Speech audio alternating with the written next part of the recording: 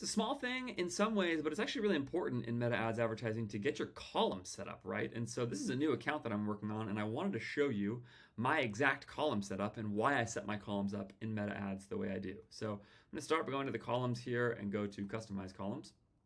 And I'll start by just getting rid of all of the ones that are here. Go ahead and close those all out.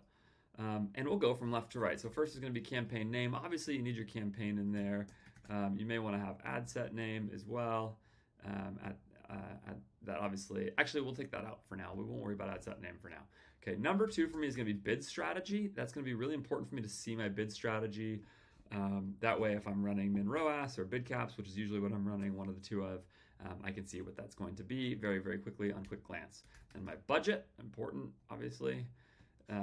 Delivery, this is going to show me kind of how things are going in the ad account.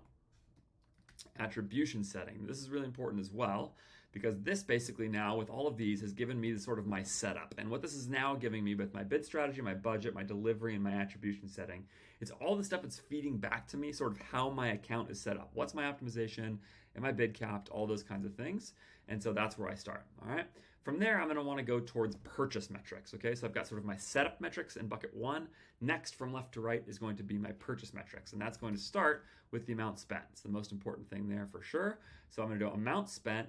And then I'm going to go to purchase metrics. And that's going to include starting with purchases conversion value. And so first I'm going to put in the value under this purchase section. And when I do that, I get all of these things here from Meta. Okay, but now I've got spend and value. And so I'm going to have my amount spent and my revenue, basically, and I'm going to uncheck these boxes. Now, one thing I will say here is that this account is not running any Shops ads right now, but if I'm running Shops, I'm probably going to, at least somewhere in here, keep the Meta purchase conversion value and the website purchase conversion value boxes checked. Whether I do that right here or have some other ways of doing it with a custom column or something like that, is not as big of a deal, but I probably want to see both of those split out. In this case, this brand is not running any Shops right now. They can't, which means by just unchecking all of those, I'll just see my total conversion value, which is just the same as website conversion value. All right, next is ROAS. And now I've got spend, revenue, and ROAS. And once again, I don't need those split out at all. I'm just going to have them right there. And now I want to just not only see the total revenue, but the volume. Okay, so that means I want total purchases are there. So again, once again, I got to get rid of all these guys. And after total purchases, I want cost per purchase. And so once again, we can just do that. And now I've got a bunch of different stuff all set up. From here, I want to grab my click metrics. Now I'm going to grab link clicks in this case and not outbound clicks. And a lot of times I'd use outbound clicks because outbound clicks are going to be clicks that take me to my website.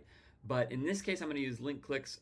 Even though we're not running Shops, the distinction here is that if you're running ads to Shops, a link click is going to cover any ad that goes out to Shops but doesn't go to your website, whereas an outbound click will only cover clicks that go to your website. And so you have to have that distinction.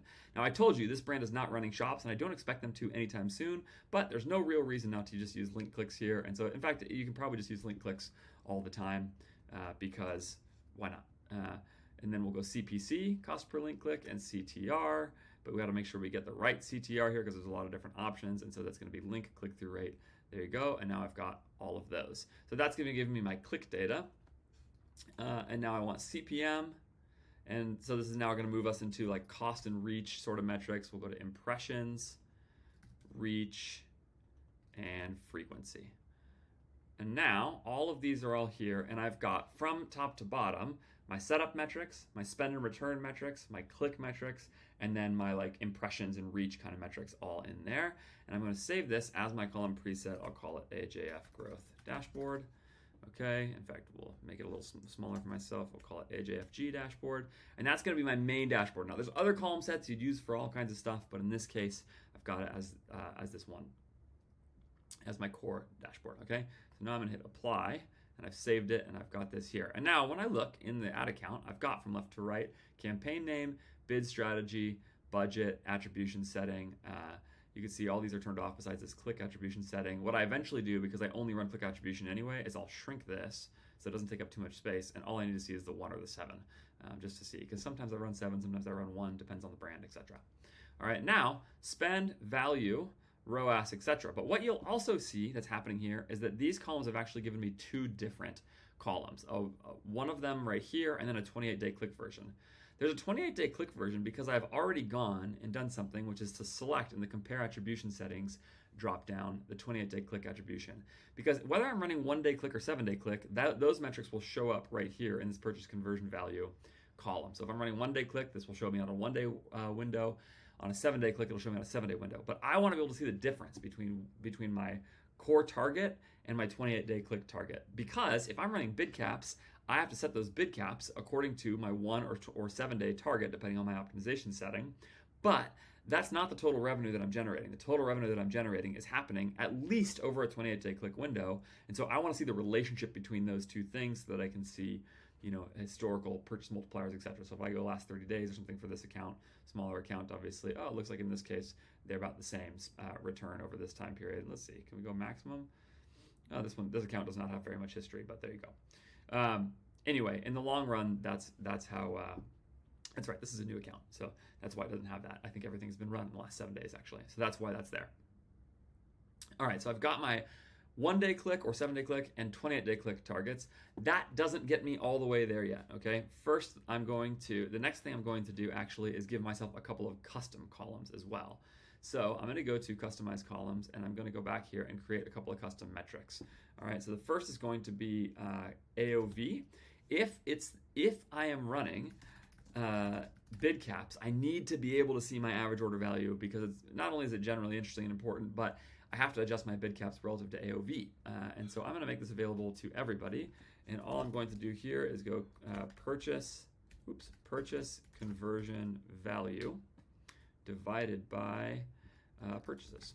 And that's going to give me my average order value.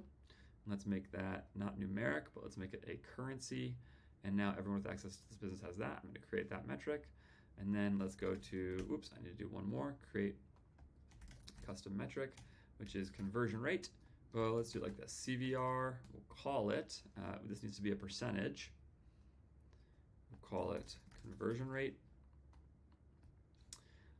And then same thing, this will be purchases over link clicks. Again, you gotta get the clicks number right, but if that's what we're measuring, that's what we're measuring. There you go, got it as a percentage.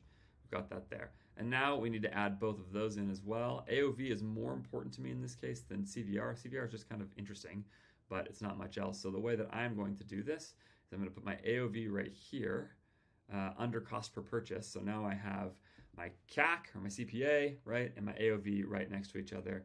And that's, again, going to tell me those 2 things. In fact, I'm going to put AOV in front of CPA because it's something I reference actually more often in this case. All right. Now I've got my purchases metrics all the way filled out. Again, I'm going to save this as my column preset, replace it, and now I've got all of those there. So there you go. That's the way I set things up. You can see in this case, right, here's my last 7 days in this setting, $102 AOVs in there, $106 CPA, and so everything else I do is going to be built off of that, so I can see all of my metrics. So there you go. That's the way I set things up, and that's the way I'm going to view things from left to right going forward.